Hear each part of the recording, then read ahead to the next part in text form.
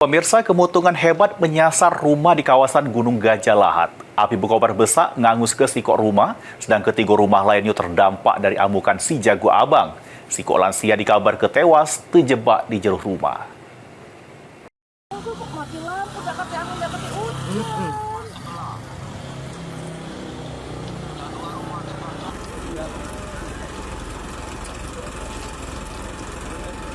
Api berkobar dari kawasan pemukiman di Jalan Gunung Gajah, Gang Mawar, Kelurahan Gunung Gajah Lahat. Pada Selasa dini hari kemarin, pas warga lagi tertidur nyenyak. Kemutungan ini ketahuan pas tetangga yang terbangun setelah api sedang berkobar besar. Akibat dari kejadian ini, sikok rumah angus diamuk sejago abang, sedang ketiga rumah lainnya terdampak dari kobaran api. Salah sikok penghuni rumah dikabarkan tewas karena terjebak di jero rumah. Api diduga berasal dari lilin yang hidup di ruang tamu rumah milik Palmer Simanjuntak.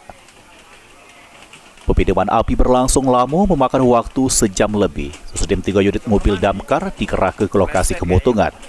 Korban mengalami kerugian mencapai ratusan juta akibat dari insiden ini.